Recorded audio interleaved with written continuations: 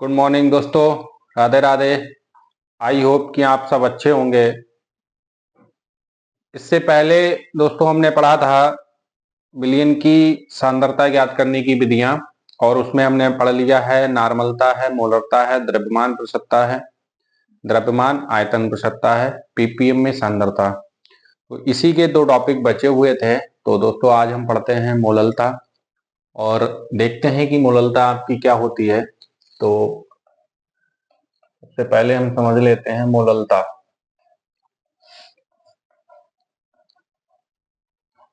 मोललता को हम कहते हैं मोललिटी। ठीक, क्या कहते हैं? मोललिटी कहते हैं। ठीक है, तो मोललता होती क्या है मैं आपको बता दूं। जैसे हमने कोई भी विलयन लिया है, क्या लिया है? विलयन लिया है, और इस विलयन में जो मतलब विलायक जो है भरा हुआ है, ठीक है, क्या है? भरा हुआ है। तो इस विलयन में जो विलायक भरा है उसको हमने पूरा विलयन जो लिया है उसको हम कितना लेंगे? 1 kg। कितना ले लें? 1 kg ले लें, या फिर हम इसको हम कह सकते हैं कि 1000 ग्राम ले लें। एक 1 किलोग्राम या फिर 1000 ग्राम ले लेते हैं। तो इसमें जो विलेय पदार्थ घुला होगा, यानी कि मान लिया ये विलेय पदार्थ है, ठीक, तो जो विलेय पदार्थ है इस घुले हुए विलेय पदार्थ के मोलों की संख्या, यानी कि जो विलेय है ये घुला हुआ है इस 1 किलोग्राम विलायक में या फिर 1000 ग्राम विलायक में, तो जो 1 किलोग्राम या 1000 ग्राम विलायक में जो विलेय पदार्थ उपस्थित है, इस विलेय पदार्थ के मोलों की संख्या को उस विलयन की मोललता कहते हैं, और इसे हम स्मॉल एम से प्रदर्शित करेंगे। यानी कि ये जो मोलरता है वो काय से प्रदर्शित करी जाती है? स्मॉल एम से प्रदर्शित करी जाती है। और विलयन जो होगा वो क्या होगा? तो वहां 1 लीटर मतलब सॉरी 1 किलोग्राम या फिर 1000 ग्राम। यानी कि हम कह सकते हैं, देखिए क्या है कि 1 किलोग्राम, 1 किलोग्राम, या कह सकते हैं 1000 ग्राम, 1 किलोग्राम या 1000 ग्राम विलायक में उपस्थित, विलायक में उपस्थित, विलायक में उपस्थित विलेय पदार्थ, विलायक में उपस्थित विलेय पदार्थ के मोलों की संख्या को, के मोलों की उपस्थित विलेय पदार्थ के मोलों की संख्या को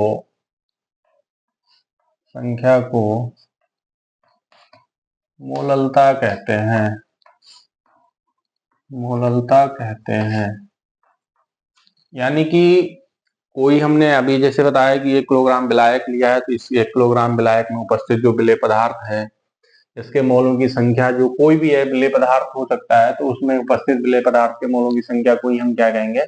मोललता कहते हैं। और इसे स्मॉल एम से प्रदर्शित करते हैं, स्मॉल एम से प्रदर्शित करते हैं।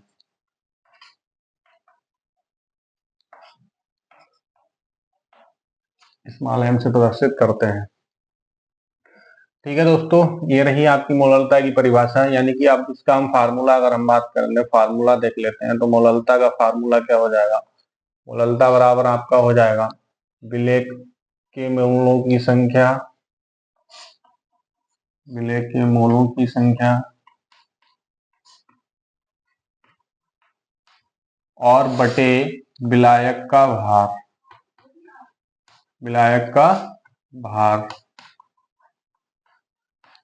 अब वो भी हम काय में लगाएंगे? किलोग्राम में लगाते हैं। विलायक का जो भार लगे वो काय में लगाएंगे? हम किलोग्राम में लगाएंगे। ठीक है, चूंकि हमें विलेय पदार्थ के मोलों की संख्या नहीं पता है, तो विलेय के मोलों की संख्या, विलेय के मोलों की संख्या,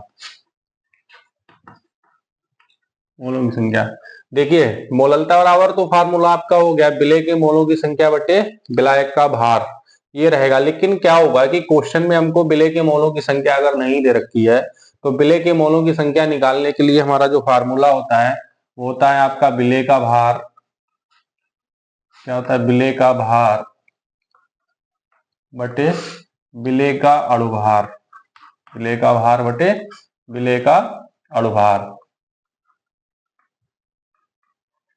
विलेय का भार बटे विलेय का अणुभार। इससे हम क्या करते हैं, विलेय के मोलों की संख्या मिल जाएगी। तो दोस्तों विलेय के मोलों की संख्या की जगह पे हम क्या लगा देंगे, विलेय का भार बटे विलेय का अणुभार। तो हम यहाँ पे लगा देंगे, तो मोललता जो है इसका फार्मूला आपका बन जाएगा, यानी कि मोललता बराबर जो फार्मूला बनेगा वो आएगा आपका विलेय का भार बटे विलेय का अणुभार, विलेय का अणुभार, और सबके बटे में क्या हो जाएगा आपका विलायक का भार, विलायक का भार। ठीक, वो भी हम लगाएंगे किलोग्राम में। ठीक, इसको अगर हम लिखेंगे तो मोललता देखिए दोस्तों एम से प्रदर्शित करते हैं। विलेय का भार आप पीछे पढ़ ही चुके हैं, काय से प्रदर्शित करते हैं, WA से प्रदर्शित कर देंगे। विलेय का जो अणुभार होता है उसको हम स्मॉल MA से प्रदर्शित करते हैं, और जो विलायक का द्रव्यमान हो गया इसको हम काय से प्रदर्शित कर लेंगे, कैपिटल W से, या WB लिख लेते हैं, और वो भी हम काय में लगा रहे हैं, किलोग्राम में लगा रहे हैं। दोस्तों ये हमारा फार्मूला बन जाएगा। ठीक है, अगर हमको भार जो है वो किलोग्राम में हमने यहाँ पे लगाया है किलोग्राम में, अगर यही भार जो है वो किलोग्राम में ना दे करके काय में दे दिया जाए, ग्राम में दे दिया जाए, तो 1 किलोग्राम में कितना होता है, 1000 ग्राम होता है। तो 1000 ग्राम होता है, तो इसमें क्या करेंगे, ग्राम में हम लगाएंगे, तो ये आपका हो जाएगा मोललता M बराबर WA बटे MA, और बटे में कैपिटल W यानी कि V, और वो भी कायम लगाएंगे हम ग्राम में। ठीक, और तो क्या करेंगे 1000 से गुणा कर देंगे यहाँ पे हम, तो ये फार्मूला आपका बन जाएगा ग्राम में।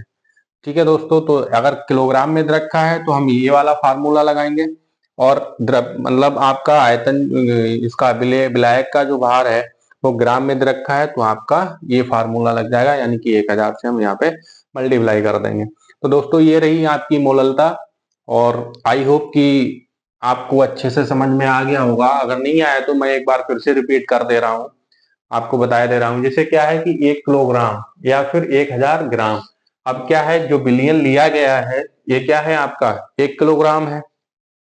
ठीक, और इस 1 किलोग्राम में उपस्थित कोई भी विलेय पदार्थ हमने ले लिया, ठीक है, तो उसका मतलब क्या हो गया, मतलब यहाँ पे 1000 ग्राम ले लिया तो, या फिर 1 किलोग्राम ले लिया है, तो आपका क्या हो जाएगा, विलायक हो जाएगा। ठीक है।